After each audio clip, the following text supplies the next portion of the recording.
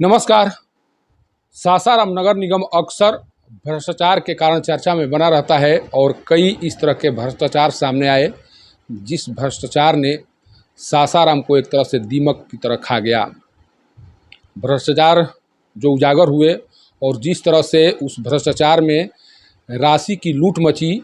उसका असर सासाराम के विकास पर साफ देखा जा सकता है और यही कारण है कि अभी तक सासाराम शहर का विकास पूरी तरह से नहीं हो सका। चाहे वो एलईडी लाइट घोटाला हो, चाहे लैपटॉप घोटाला हो या फिर डस्टबिन घोटाला हो, बिना काम कराए पैसे निकासी की बात हो, इस तरह के कई घोटाले सामने आए जिन घोटालों ने सासाराम शहर के विकास को पूरी तरह से बाधित कर दिया। हालांकि इस तरह के मामले में कार्रवाई भी हुई, कई जनप्रतिनिधि और अधिकारी को जेल भी जाना पड़ा, लेकिन इतना सब कुछ होने के बाद भी जो भ्रष्टाचार है या जो भ्रष्टाचारी हैं उन्हें लगातार संरक्षण मिल रहा है और भ्रष्टाचार पर अंकुश अभी भी लगता हुआ दिखाई नहीं पड़ रहा है। अभी कुछ ही साल पहले यहाँ के मुख्य पार्षद और कार्यपालक पदाधिकारी दोनों को जेल जाना पड़ा था और ये माना जा रहा था कि उसके बाद सासाराम में भ्रष्टाचार का जो खेल चल रहा है उस पर अंकुश लगेगा, लेकिन अभी उसमें किसी प्रकार की कोई परिवर्तन होता हुआ दिखाई नहीं पड़ रहा है। वर्तमान में जो परिदृश्य है उस परिदृश्य को देखकर ये कहा जा सकता है कि फिर एक बार सासाराम निगम उसी पथ पर चल पड़ा है जिस पथ के कारण सासाराम शहर का विकास वर्षों से बाधित रहा। भ्रष्टाचार की चर्चा के बीच जिस तरह से अभी सासाराम नगर निगम में भ्रष्टाचारियों को संरक्षण दिया जा रहा है या जिस तरह से भ्रष्टाचारियों को प्रमोट किया जा रहा है, उसी के तहत ये माना जा रहा है कि आज न तो कल एक ऐसे घोटाले सामने आएंगे जिस घोटाले के कारण सासाराम शहर एक तरह से पटरी से उतर चुका होगा और सासाराम शहर में विकास की किरण दूर दूर तक दिखाई नहीं पड़ेगी। अक्सर देखा जाता है कि जब भी भ्रष्टाचार करना होता है उस दौरान जो अधिकारी हैं और जो प्रतिनिधि हैं उनका गठजोड़ हो जाता है और सारे मतभेद भूलकर अधिकारी और प्रतिनिधि एक हो जाते हैं और जो खजाना है उसकी जमकर लूट की जाती है। ये अभी तक दिखाई पड़ा है, कारण कि जो भी तथ्य अभी तक सामने आए हैं उसको देखते हुए ये कहा जा सकता है। लेकिन अभी जो स्थिति दिखाई पड़ रही है उस स्थिति के अनुसार अधिकारी और कर्मचारियों के बीच जिस तरह से गठजोड़ बन रहा है या जिस तरह से अधिकारी के माध्यम से कर्मचारियों को संरक्षण मिल रहा है, वो भी भ्रष्ट कर्मचारियों को उसे साफ लग रहा है कि आज नहीं तो कल सासाराम नगर निगम में एक बार फिर बहुत बड़े पैमाने पर भ्रष्टाचार की खबरें आएंगी और उस भ्रष्टाचार में कई करोड़ राशि की लूट हो जाने की बात कहते हुए सुनाई पड़ेगी। मैं ऐसा इसलिए कह रहा हूँ कि अभी सासाराम नगर निगम में मुख्य लिपिक का पद जिसे दिया गया है उस व्यक्ति पर सरेआम मोबाइल से पैसे मांगने का आरोप लगाया गया था। कुछ दिन पहले उस व्यक्ति पर सरेआम पैसे मांगने का आरोप, मोबाइल पर पैसे मांगने का आरोप लगाया गया था और उस मामले में उस पर कार्रवाई की गई थी, उसे निलंबित कर दिया गया था। लेकिन कुछ दिन बाद, कुछ महीने बाद उसे बोर्ड के स्तर से फिर बहाल कर दिया गया और बहाल करने के बाद सबसे बड़ी बात है कि उसे 7 विभिन्न शाखाओं का प्रभार दिया गया है। तो सोचिए कि जिस व्यक्ति पर मोबाइल से पैसे मांगने का आरोप लगा हो, उस मामले में कार्रवाई भी हुई हो और उस व्यक्ति को नगर निगम के 7 प्रमुख शाखाओं की जिम्मेदारी दी गई है, तो भ्रष्टाचार होगा या नहीं होगा आप खुद समझ सकते हैं। जिस तरह से निलंबन वापस के बाद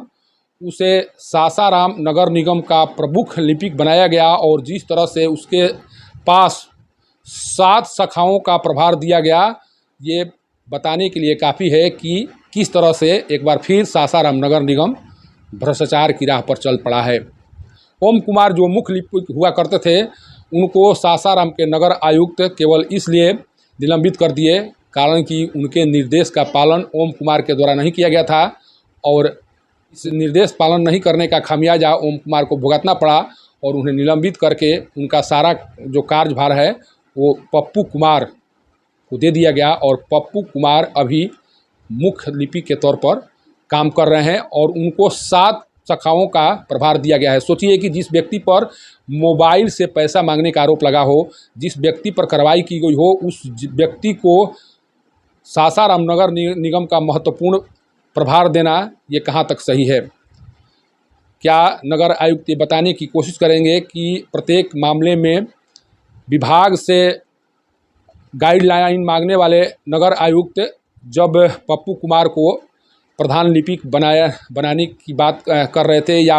उनके लिए जो पत्र निकाल रहे थे, उससे पहले उनके द्वारा विभाग से गाइडलाइन मांगा गया कि नहीं मांगा गया? आखिर नहीं मांगा गया तो क्यों नहीं मांगा गया? कारण कि उन पर भ्रष्टाचार के आरोप लगे थे और भ्रष्टाचार के आरोप में वो निलंबित हो चुके थे। इसके बाद आयुक्त के द्वारा विभाग से गाइडलाइन क्यों नहीं मांगा गया कि ऐसे लिपिक को मुख्य लिपिक बनाया जा सकता है या नहीं बनाया जा सकता है, या फिर उन्हें इस तरह के महत्वपूर्ण दिए जा सकते हैं या नहीं दिए जा सकते हैं। ये नगर आयुक्त को बताना चाहिए, कारण कि हर कार्य में वो विभाग से गाइडलाइन मांगते हैं और उनका मानना है कि मैं वैसा कोई कार्य नहीं करूंगा जिससे सासाराम शहर में भ्रष्टाचार को बढ़ावा मिले, सासाराम नगर निगम में भ्रष्टाचार का बढ़ावा मिले और भ्रष्टाचार के बढ़ावा के कारण सासाराम शहर का विकास प्रभावित हो। उनका एक एजेंडा है जो कहते वो सुनाई पड़ते हैं कि मैं वैसा कोई काम नहीं करूंगा जिससे सासाराम नगर निगम में भ्रष्टाचार को बढ़ावा मिलता हो। तो फिर जो मुख्य लिपिक हैं पप्पू कुमार को प्रमुख विभाग देने जो दिया गया है उसे किस रूप में देखा जाए। इसके अलावा एक बुडको के डिप्टी डायरेक्टर के पद पर हैं जितेंद्र कुमार, उन्हें भी कई महत्वपूर्ण जिम्मेवारियां दी गई हैं और वो फर्जी सिग्नेचर के मामले में भी जेल जा चुके हैं। उनके ऊपर डीएम के द्वारा एफआईआर करने का निर्देश भी दिया गया था एक मामले को लेकर, आज तक उस निर्देश का पालन नहीं हुआ। इसके बाद में भी उन्हें कई महत्वपूर्ण जिम्मेवारियां देना ये कहाँ तक सही है और क्या जो जितेंद्र कुमार हैं उनसे उम्मीद किया जा सकता है कि जो अपना सिग्नेचर के माध्यम से यहाँ पर पैसा निकासी का खेल करते हों, जिन पर डीएम के आदेश से एफआईआर करने का अभी भी मामला लटका हुआ है, वो किस तरह से सासाराम नगर निगम में सही तरीके से काम संचालित कर सकते हैं, ये सोचा और समझा जा सकता है। ये 2 व्यक्ति हैं जिन पर भ्रष्टाचार का आरोप पहले भी लग चुका है, एक जेल जा चुके हैं, दूसरे पर कार्रवाई हो चुकी है, दूसरा निलंबित हो चुका है। इसके बाद में भी दोनों को सासाराम नगर निगम में महत्वपूर्ण कार्यों में लगाए रखना या उनसे महत्वपूर्ण कार्य लेना, ये क्या बताता है? क्या इससे भ्रष्टाचार को बढ़ावा नहीं मिलेगा? ये यहाँ के नगर आयुक्त को बताना चाहिए कि आखिर जो किसी भ्रष्टाचार के मामले में निलंबित हो चुके थे उन्हें महत्वपूर्ण विभागों की जिम्मेवारी क्यों दी गई। मेरा मकसद सिर्फ ये बताना है कि अगर वाकई में आप चाह रहे हैं कि सासाराम नगर निगम से भ्रष्टाचार खत्म हो तो आपको इतना ज़रूर करना होगा कि जो भी भ्रष्टाचारी हैं या जो इनका पृष्ठभूमि सही नहीं रहा है उनको महत्वपूर्ण पदों पर न रखा जाए, नहीं तो आप चाह कर भी उनके मन से जो भ्रष्टाचार का कीड़ा है वो दूर नहीं कर सकते हैं। और पप्पू कुमार और जितेंद्र कुमार पर जिस तरह से भ्रष्टाचार का कीड़ा हावी है या जिस तरह से उनके अंदर में भ्रष्टाचार का जो लक्षण दिखाई पड़ता है वो कभी दूर नहीं होगा और इनके रहते सासाराम शहर का विकास नहीं हो सकता है। जितेंद्र कुमार पर डीएम के द्वारा दिए गए आदेश का अमल किया जाना चाहिए और जो एफआईआर का आदेश दिया गया है उसे आखिर अभी तक ठंडा बस्ता में क्यों डाला गया है ये भी यहाँ के अधिकारियों को बताना चाहिए। नहीं तो ये माना जाएगा कि पर्दे के पीछे सब खेल चल रहा है और सामने में चेहरा यह दिखाने की कोशिश की जा रही है कि हम तो भ्रष्टाचार के विरुद्ध लड़ाई लड़ रहे हैं और भ्रष्टाचार के कारण सासाराम शहर में कोई भी कार्य ठोक बजा कर करने की कोशिश हो रही है और इसी कारण विकास की रफ्तार है थोड़ी धीमी पड़ गई है।